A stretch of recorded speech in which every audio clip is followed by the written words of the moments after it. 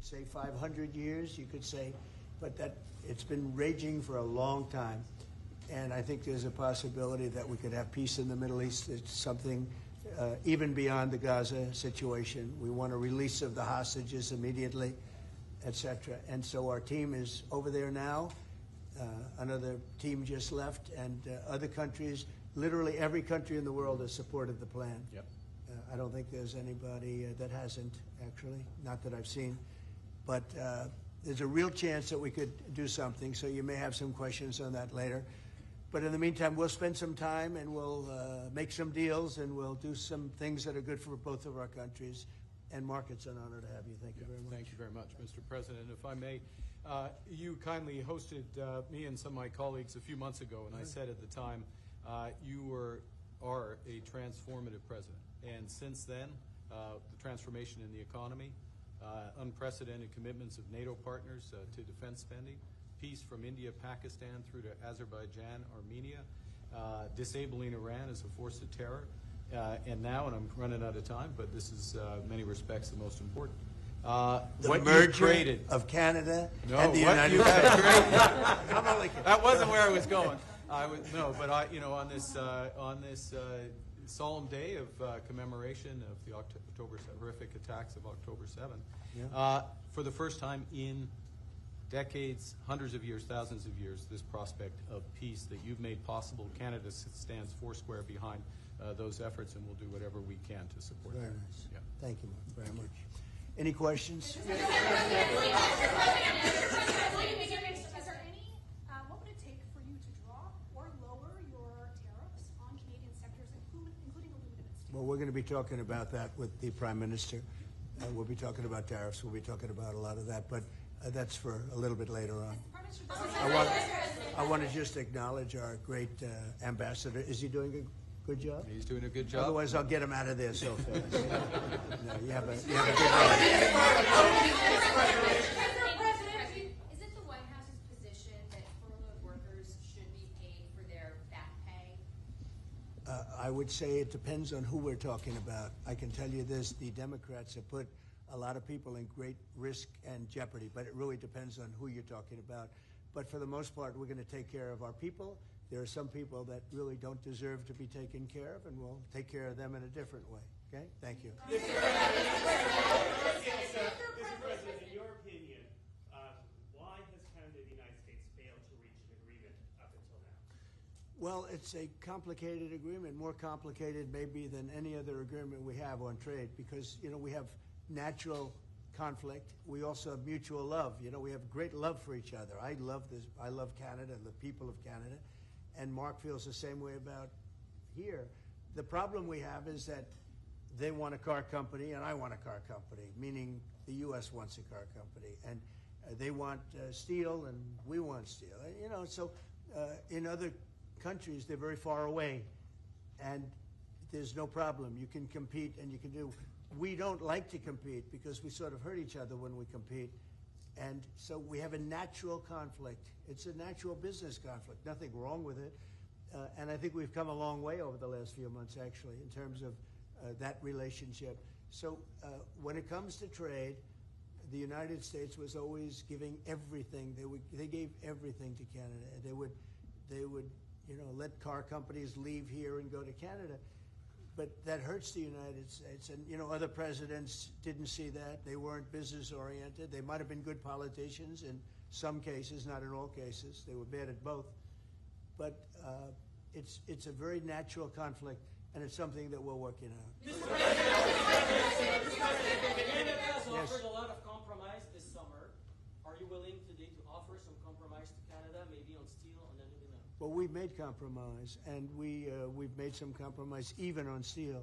But, we have the same basic authority and the same basic, this could be also a little bit of a conflict with other countries all over the world on steel, because we want to make our own steel. We don't want to bring steel in for the most part, but we will bring it in, and we do bring it in. We continue to bring it in from Canada, but there is a tariff to pay, and I think that would be a normal thing to say, but we've come a long way. I think, Howard, we can truly say. Do you want to make a comment on that? Well, I think the opportunity to work together, but as you said, there's conflict. why do we make cars in Canada? You've called that out, and you've addressed that. So there are places we should work together, and there are places that we have natural conflict. It's a tough situation because we want to make our cars here. At the same time, we want Canada to do well making cars. So we're working on formulas, and I think we'll get there. Canadians are refusing to go to the U.S. The numbers are down like 23% in the first 7 months of the year. What do you say to Canadians that don't want to go to the U.S. now because of your 51st state talk, because of the trade war, the tariffs? Yeah. And Well, the fear I of understand also it. Look, I being understand taken that, and Americans don't want to buy cars that are made in Canada. You know, I mean, we have the same conflict. So there isn't. It's something that will get worked out. There's still great love between the two countries, but you know, American people want product here. They want to make it here.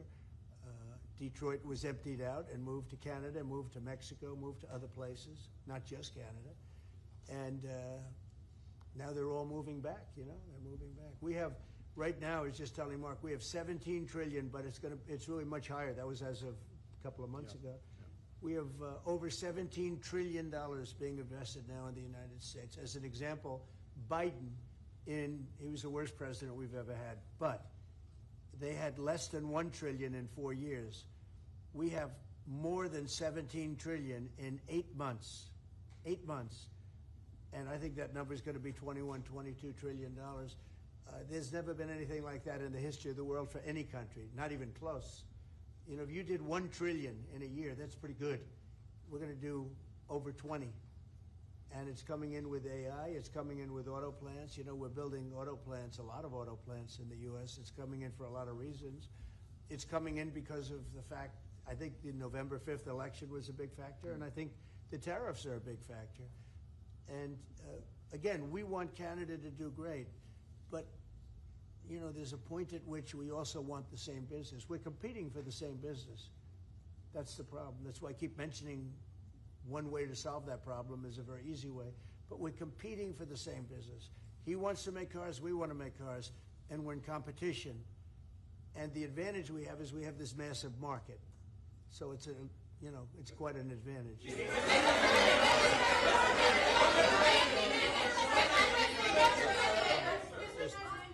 President, can we talk about Portland for a second? Are you planning to invoke the Insurrection Act? And that would be, a very long-standing law that's been on the books. Yeah, well, it's been invoked before, as you know. If you look at Chicago, Chicago's a great city where there's a lot of crime. And if the governor can't do the job, we'll do the job. It's all very simple. They probably had 50 murders in Chicago over the last 5, 6, 7 months. Many people were shot. And then the governor gets up and he says, well, we can handle it. They can't handle it. They don't know what they're doing. The mayor is grossly incompetent. He's at a 4% approval rating in Chicago. He's at a 4%, lowest approval rating, lower than even de Blasio had, which is hard to believe in New York. I thought de Blasio would always maintain that record, but the Chicago guy is even lower. So I think that we want safe cities. If you look at D.C., you would right now, Mark, you could go out, take your family out to dinner, you could walk right down the middle of the street. There is no crime in D.C. When I got here, this place was a raging hellhole where people would come from Canada, people would come from other places and end up getting shot. Nobody's being shot. The National Guard's been unbelievable. I mean, they are strong, tough guys. You know, we won something at the Supreme Court, which is a big deal, merit. Everything now in this country is merit-based. I didn't think I'd ever see it again. And we have our soldiers are merit-based too, and they're central casting. And they walk through that town, and I'll tell you what, this place is safe. It's beautiful. Now we're in Memphis, and the same thing's happening. You're getting the reports.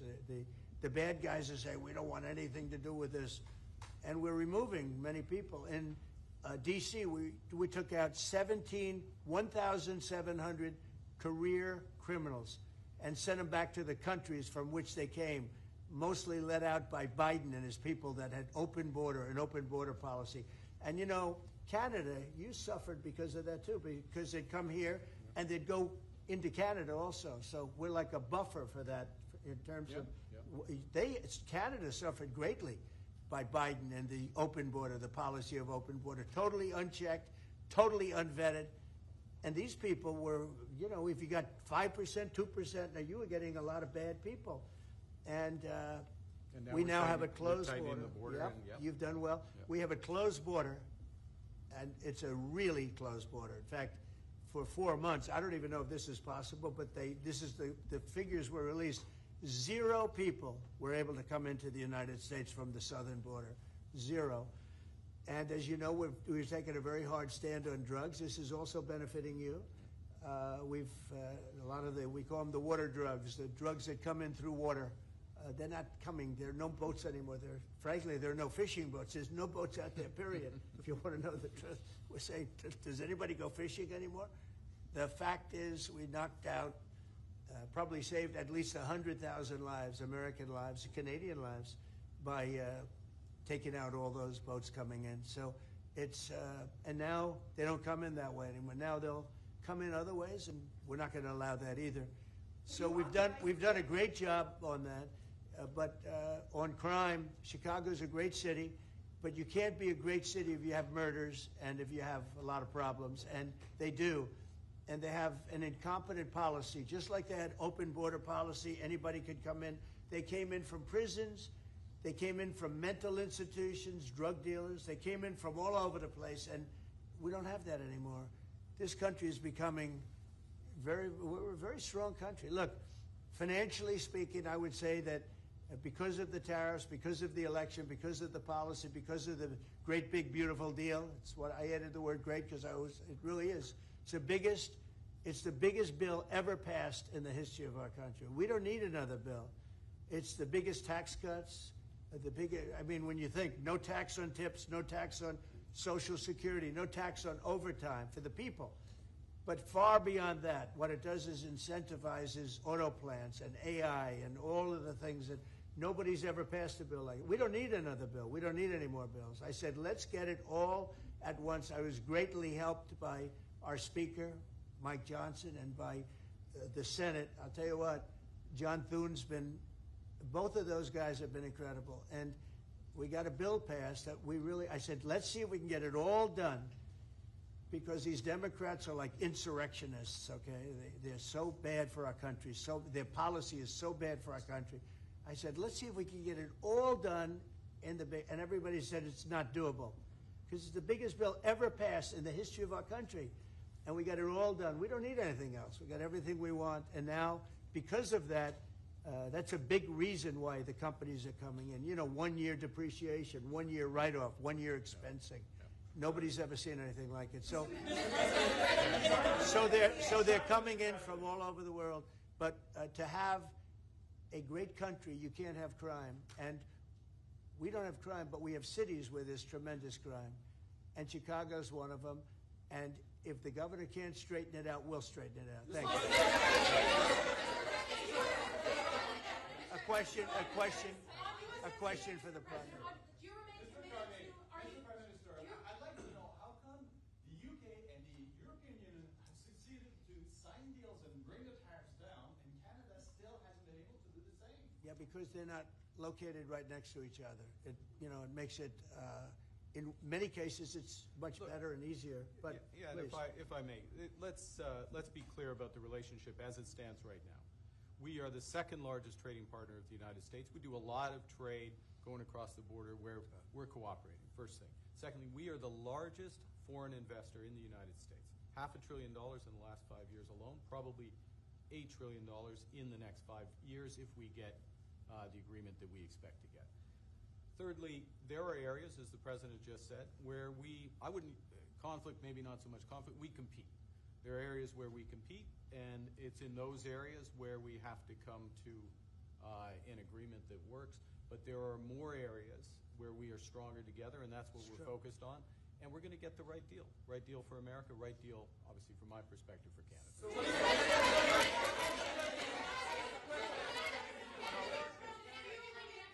Including one thing that, wait a minute, easy, wait. So one thing where we are working very closely is the Golden Dome. That's the protective mechanism, and you see how that works. It's unbelievable. Ronald Reagan wanted to have it, and at that time they didn't have the technology, even close to the technology. But he was advanced, and we'll be working together on a golden dome for the two countries, and it's something that I think is going to be very important, especially when you look at the world, you look at what's happening. We want to have that protection. It's really amazing. The technology is unbelievable. Why do you say some federal workers should not get their back pay? Why do you say some? Well, you're going to have to figure that out, okay? Ask the Democrats that question. Mr. Go ahead. Mr. President, just to follow up there, I mean, the law says that when the government is reopened, that workers will receive their back pay. So are you going to defy the law there, or what do you? I follow the law, and what the law says is correct, and I follow the law. I always. Mr. President, will Canada be leaving empty-handed, or will Canada be will Mr. Carney be leaving Washington with a deal on tariffs? I think they're going to be very happy. We have a lot of things that we're working on that people don't talk about. They talk about,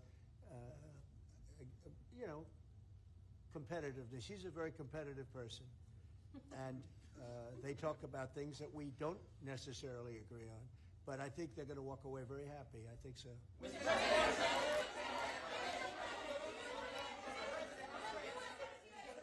all your trade deals that you've signed, there's been a minimum tariff that countries have got.